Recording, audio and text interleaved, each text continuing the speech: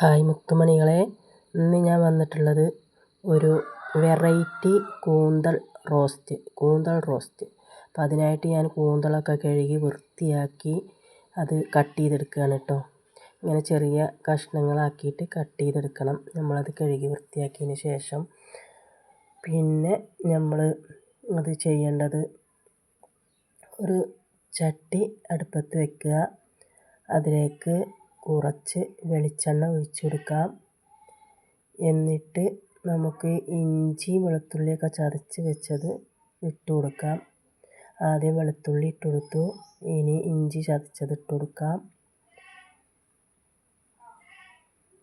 പിന്നെ നമുക്ക് ഒരു പച്ചമുളക് കട്ട് ചെയ്തത് ഇട്ട് കൊടുക്കാം. ഇനി കുറച്ച് കറിവേപ്പില ഇട്ട് കൊടുക്കാം. ഇനി ഒരു വലിയ ഉള്ളി കട്ട് ചെയ്തത് ഇട്ട് കൊടുക്കാം. എന്നിട്ട് ഇനി ആവശ്യത്തിനുള്ള മസാലകൾ ഇട്ട് കൊടുക്കാം. മുളക് പൊടി, മഞ്ഞൾപ്പൊടി, മല്ലിപ്പൊടി, ഗരം മസാല. ഇനി അതൊന്ന് മിക്സ് ചെയ്തതിന് ശേഷം നമ്മൾ കൂന്തൽ ഇട്ട് കൊടുക്കാം. കൂന്തൽ ഇട്ട് കൊടുത്ത് ഒന്ന് ഇളക്കി കൊടുത്ത് നമുക്ക് പാകത്തിന് ഉപ്പ് ചേർത്ത് കൊടുക്കാം.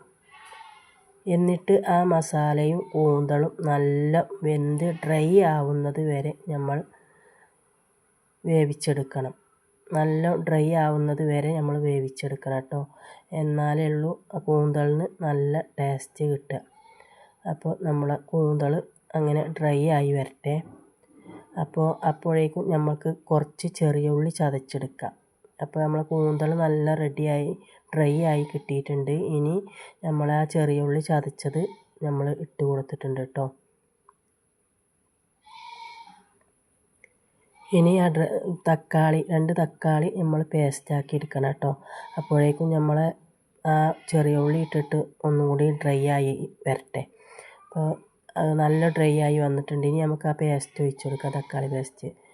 അപ്പോൾ അതും അതുപോലെ നല്ലോണം വഴന്ന് പച്ചമണം പോകുന്നത് വരെ വഴന്ന് ഡ്രൈ ആയി എടുക്കണം കേട്ടോ. അതിന് ശേഷം നമ്മൾ ഒരു ചെറിയ ഗ്രേവിക്ക് വേണ്ടിയിട്ട് കുറച്ച് ചുടുവെള്ളം ഒഴിച്ച് കൊടുത്തിട്ട് നമ്മൾ റെഡിയാക്കി എടുക്കും കേട്ടോ.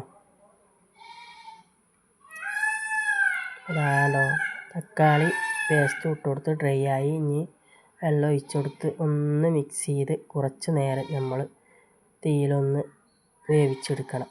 അപ്പോൾ നമ്മളെ കൂന്തൽ റോസ്റ്റ് റെഡി ആയിട്ടോ. അപ്പോൾ ഈ ഒരു കൂന്തൽ റോസ്റ്റ് നല്ല ടേസ്റ്റാണ് കേട്ടോ. എല്ലാവരും ട്രൈ ചെയ്യുക.